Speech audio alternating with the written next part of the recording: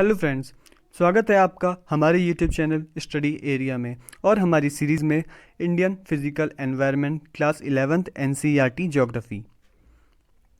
पिछले लेक्चर में हमने पढ़ा था चैप्टर 1 इस टेक्स्ट बुक का, जो कि था इंडिया लोकेशन।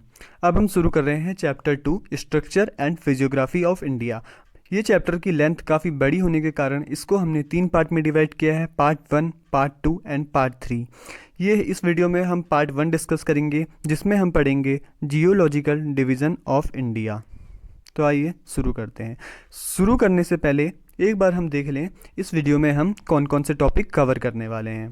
पहला हम पढ़ेंगे सबसे पहले जियोलॉजिकल स्ट्रक्चर्स और जियोलॉजिकल स्ट्रक्चर कैसे फॉर्म होते हैं उसके बारे में हम पढ़ेंगे। फिर देखेंगे इंडिया को जियोलॉजिकली कितने पार्ट में डिवाइड किया गया है। फिर जितने पार्ट में डिवाइड किया गया है, जैसे peninsular block, Himalayan and peninsular mountains, Ganga and Brahmaputra plains, इन तीनों को हम इंडिविजुअली स्टडी करेंगे। तो शुरू करने से पहले हम जियोलॉजिकल स्ट्रक्चर पढ़ने से पहले एक बार हम इंडियन प्लेट की हिस्ट्री की तरफ रुक करते हैं और जानते हैं कि इंडियन प्लेट आखिर आज जिस पोजीशन में है उस पोजीशन में आई कैसे। क्योंकि इंडियन ज्योग्राफी पढ़ने से पहले आपको इंडियन प्लेट के बारे में पता होना बहुत इम्पोर्टेंट है। तो आइए शुरू करें। Millions of years ago Indian plate was a part of Gondwana land. देखो, मिलियंस ऑफ ईयर्स पहले क्या था, जो पूरा वर्ल्ड था उसमें 2 मेजर कॉन्टिनेंट हुआ करते थे। एक नॉर्दर्न हेमिस्फीयर में लॉरेशिया कहते थे उसे, और एक साउदर्न हेमिस्फीयर में उसे हम कहते थे गोंडवाना लैंड। उसे गोंडवाना पीरियड की बात है ये। तो हमारी जो इंडियन प्लेट थी, यानी जो इंडिया का हिस्सा था, वो हमारा गोंडवाना का पार्ट था और ऑस्ट्रेलियन प्लेट से अटैच्ड था। अब अचानक से क्या हुआ, एक बार इन मिलियंस ऑफ ईयर्स पहले की बात है ये, बहुत सारे पार्ट में ये गोंडवाना प्लेट जो है, गोंडवाना लैंड पूरा जो है बहुत सारी प्लेट में ब्रोक हुआ। और इसमें क्या हुआ, जो इंडियन प्लेट थी ब्रोक होने के बाद इसने नॉर्थर्न मूवमेंट शुरू करा अपना, और जो ऑस्ट्रेलियन प्लेट थी उसने अपना साउदर्न मूवमेंट शुरू करा। अब हमें इंडियन प्लेट की तरफ ध्यान देना है। तो नॉर्दर्न मूवमेंट करते हुए क्या हुआ, इंडिया की प्लेट फाइनली किससे टकराई, यूरेशियन प्लेट से टकराई, जो कि नॉर्थ में सिचुएटेड थी। There are various physical processes occur during the northward journey of Indian plate. अब काफ़ी लंबी जर्नी करने के बाद ही वो यूरेशियन प्लेट से टकराई।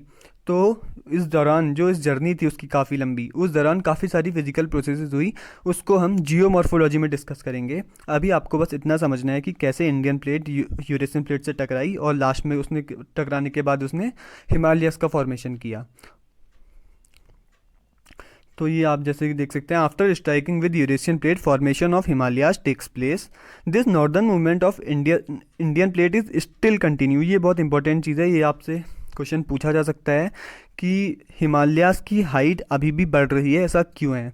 ये ऐसा इसलिए है क्योंकि इंडियन प्लेट का नॉर्दर्न मूवमेंट अभी भी कंटिन्यू है। यूरेशियन प्लेट से इंडियन प्लेट टकराई थी, तो इसके कारण क्या हुआ, हिमालयाज फॉर्म हुए थे। अब ये इंडिया का जो नॉर्दर्न मूवमेंट है अभी भी कंटिन्यू ही है इंडियन प्लेट का, तो इसके कारण height of Himalayas is still increasing. तो अब हमें जो आपकी टेक्स्ट बुक में दिए हैं जियो स्ट्रक्चर, उसको शुरू करते हैं। अब हम पहले ये जानते हैं जियो स्ट्रक्चर फॉर्म होते कैसे हैं। ये जो लैंड फॉर्म है ये फॉर्म होते कैसे हैं। इनके पीछे 3 मेजर कारण दे रखे हैं आपकी टेक्स्ट बुक में। एक है endogenic forces, second is exogenic forces and third one is lateral movement of tectonic plates.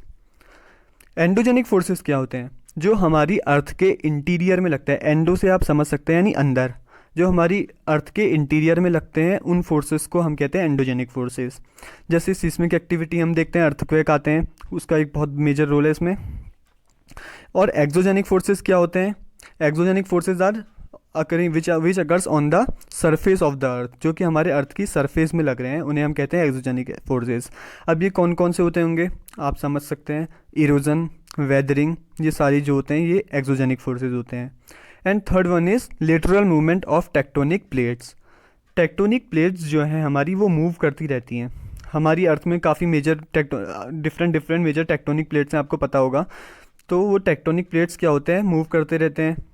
अब मूव कर रहे हैं तो 3, अगर इसमें आप मूव अलग अलग तरीके से कर सकते हैं। अगर एक दूसरे के करीब जा रहे हैं, 2 प्लेट अगर एक दूसरे के करीब आ रही हैं तो उसे कहते हैं हम मतलब कन्वर्जेंट मूवमेंट कहते हैं उसे। अगर दूर जा रहे हैं तो उसे कहते हैं डाइवर्जेंट मूवमेंट।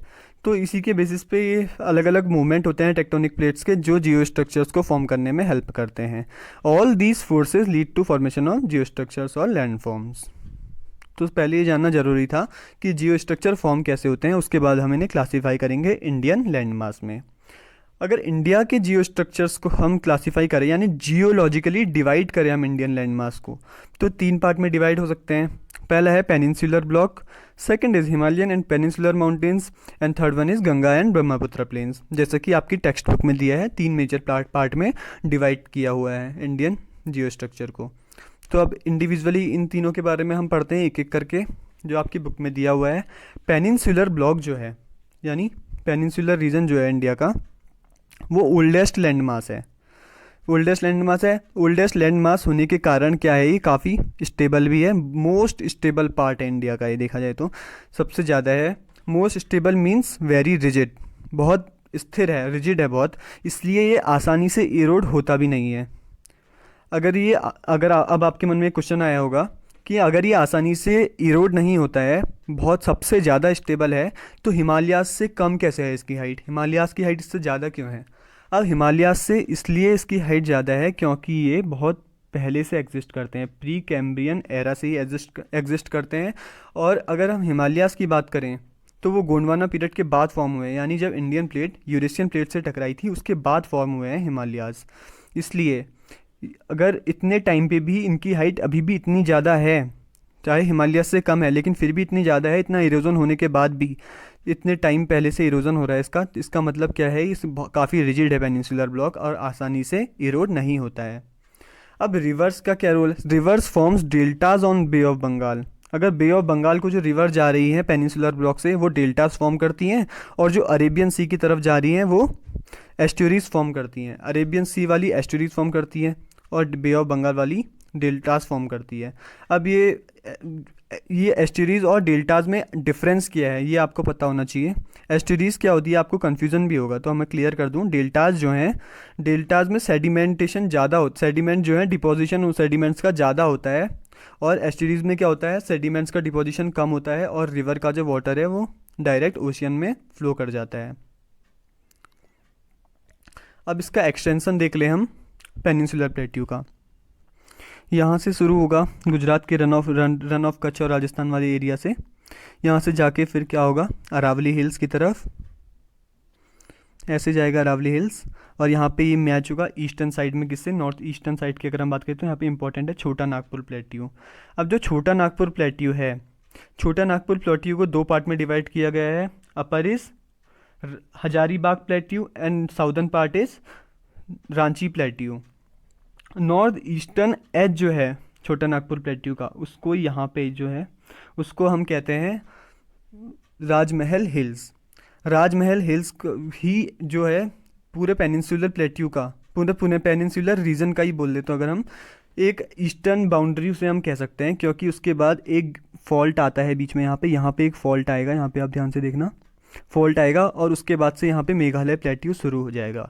तो जो राजमहल हिल्स और मेघालय प्लेट्यू को जो फॉल्ट डिवाइड करता है उसको हम क्या कहते हैं, माल्डा गैप। ये आपको याद रखना है, माल्डा गैप। उम्मीद है आपको बस समझ में आया होगा। और एक कॉन्सेप्ट और है यहाँ पे, जो यहाँ पे ये पूरा रीजन पेनिनसुलर रीजन ही है, पेनिनसुलर ब्लॉक के अंदर ही आता है जितना भी लैंड मास है नीचे का। तो यहाँ पे इसके वेस्टर्न घाट हैं और यहाँ इस साइड क्या है, ईस्टर्न घाट।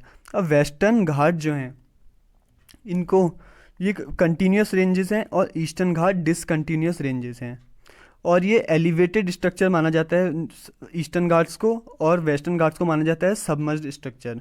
अब सबमर्ज्ड स्ट्रक्चर क्यों माना जाता है, क्योंकि इसका जो यहाँ पे माना जाता है कि गोंडवाना पीरियड तक इसके यहाँ पर भी एक लैंड मास था इधर तक, इसके वेस्टर्न साइड में भी वेस्टर्न घाट के, और क्रैक डेवलप होने के कारण बाद में ये टूट गया, इसलिए ये सबमर्ज्ड है और ब्लॉक माउंटेन इसे कहते हैं। और यहाँ पे आसानी से पोर्ट बनाए जा सकते हैं as compare to Eastern Ghats, because Eastern Ghats are elevated. अगर ये हिस्सा टूट गया तो बाकी का जितना बचा वहाँ पे उसको सबमर्ज्ड एरिया माना जाता है वेस्टर्न घाट्स का। अब हम बात करेंगे second geological structure Himalayan and peninsular mountains. ये माउंटेन्स है। हिमालय जैसा कि मैंने बताया था मच फ्लेक्सिबल है as compare to peninsular block. ये वाला रीजन जो है माउंटेनियस, ये लेस मोर फ्लेक्सिबल है देन पेनिनसुलर ब्लॉक। अगर मोर फ्लेक्सिबल है तो वीक भी है, इसलिए फ्लेक्सिबल तो है ही, हमने बोला था। Lead to erosion and earthquakes. इसकी वीक और फ्लेक्सिबिलिटी क्या करती है, इरोजन यहाँ पे ज़्यादा आसानी से हो सकता है और अर्थक्वेक भी आ सकते हैं। इरोजन के लिए हम कह सकते हैं कि ये पेनिनसुलर माउंटेन्स की बात हो रही है, और अर्थक्वेक के लिए हमने देखा है कि हिमालयाज में काफ़ी ज़्यादा होते हैं, is more prone towards earthquakes Himalayan region. क्यों होता है ये, क्योंकि अभी यंग है, टेक्टोनिक एक्टिविटी के कारण हिमालय बना हुआ है, तो प्लेट का मूवमेंट, टेक्टोनिक प्लेट का मूवमेंट ज़्यादा होता है, इसलिए टेक्टोनिक प्लेट वहाँ की ज़्यादा एक्टिव है और अर्थक्वेक वहाँ पे ज़्यादा कॉमन है। Rivers are very fast and in their youthful stage on Himalayan course. अब हमने देखा है कुछ रिवर का एग्जांपल हम ले लेते हैं जो हिमालय से ओरिजिन होता है, जिनका इंदस, गंगा एंड ब्रह्मपुत्र, ये 3 रिवर हैं जिसका हिमालय से ओरिजिन होता है। तो हिमालयाज में जब ये रिवर होती है, यानी जब हिमालयन कोर्स में ये रिवर होती हैं, तो ये इनका यंग स्टेज होती है, यूथफुल स्टेज होती है, और यहाँ पे ये काफ़ी फास्ट होती हैं, और यहाँ पे कुछ सरफेस फीचर्स बनाती हैं जिनको हम कहते हैं गॉर्ज, वाटरफॉल्स एंड रैपिड्स। ये तीनों जो हैं सरफेस फीचर्स रिवर्स की यूथफुल स्टेज में देखे जाते हैं।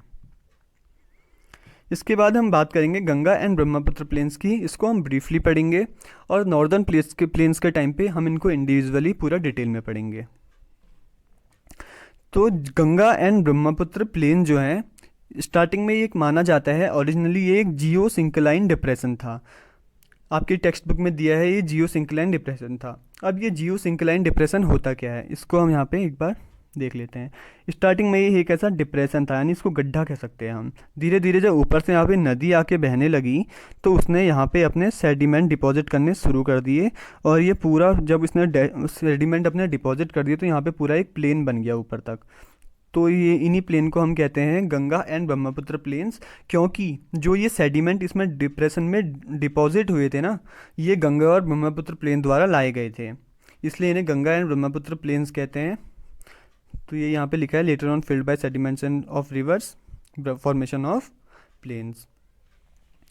तो इस लेसन में हमने पढ़ लिया geo structures of India, 3 part में डिवाइड किया गया, हमने तीनों पार्ट को इंडिविजुअली पढ़ लिया, जियोलॉजिकली डिवीज़न।